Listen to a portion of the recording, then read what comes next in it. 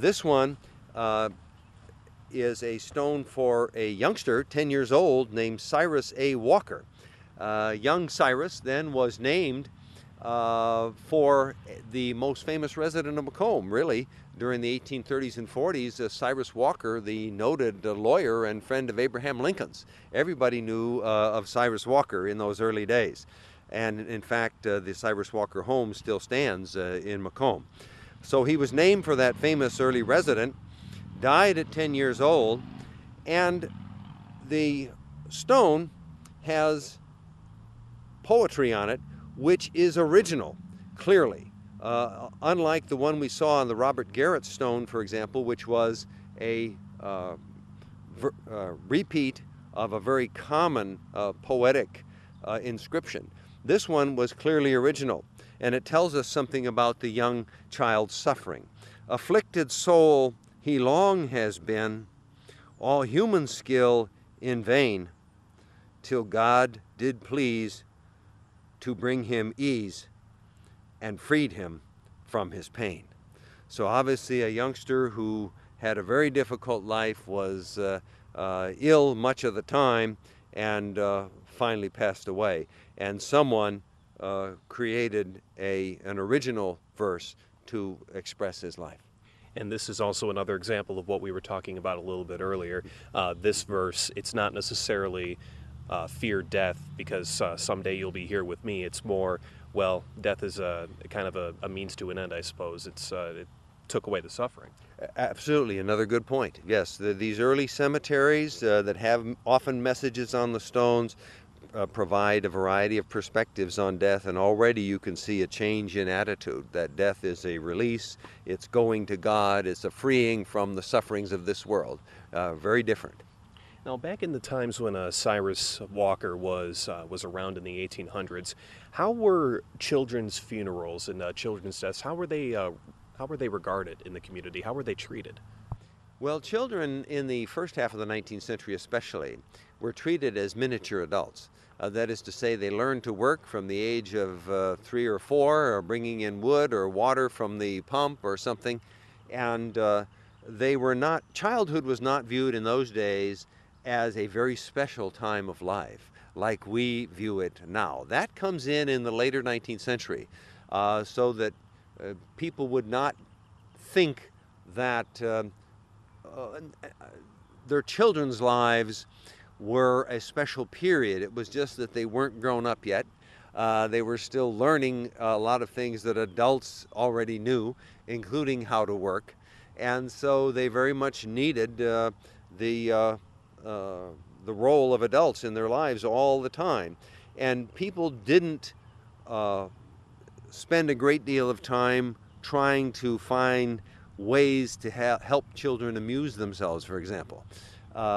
But you do find that by the late 19th century, the buying of bicycles or tricycles for kids when those come in, for example, the taking of photographs of younger children, that comes in after the Civil War also. Children are precious. They often do pass away, so I want to remember what they look like. But in the time period we're talking about here, the 1830s, none of that was true. People knew that children often died from childhood diseases. A family that would have several children might expect to lose 1 or 2. And in fact, a number of families lost more children than that. And our next stop is going to show us an example of that.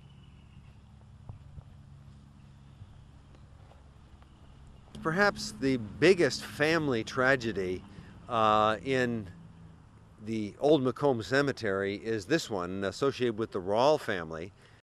You have a series of stones, all marking the graves of children in the family. From 1847 until the early 1850s, in fact, they lost 8 children, including 2 sets of twins.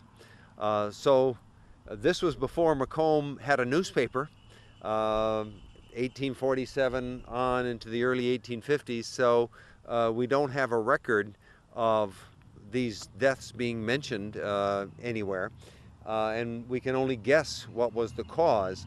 But some of both sets of twins, for example, one set of twins born in 1850 died in infancy within a few months, and another set of twins born the very next year, 1851, and they both died within a period of months. But I will say that one of the great epidemics in American history was around 1849, 50, 51, and that was the great cholera epidemic of the mid-19th century. So it's possible that cholera was part of the reason for these deaths. But then we don't know, and there were a lot of other things like diphtheria, for example, measles, that were very common at the time and killed lots of children. Is there any kind of historical record as to how cholera epidemics or anything of the sort really affected this region? Is there any way to look at that? Yes, there is, but only through other localities that already had a newspaper. Macomb was slow in getting a newspaper. It was in the early 1850s before we got our first one, even though Macomb had been laid out in 1831. Many other communities, such as Carthage, for example, to the west, had a newspaper by the early 1830s. And so you can look in Carthage, Rushville newspapers, and find out about epidemic conditions in those areas. And when those newspapers talk about them, you can bet that the situation was similar here in Macomb. So you can find out that way. I will mention too that in regard to the tragic Rawle family, my research indicates that they had at least 14 children, so they lost 8 of them. But half a dozen of them still lived to grow up. And the Rawles were farmers. And according to the 1850 census, David Rawle was about 40 years old. His wife, Harriet, was a little younger. And they later moved to Scotland Township. Other than that, we don't know much about the family, except obviously they had a very hard time of it there over several years.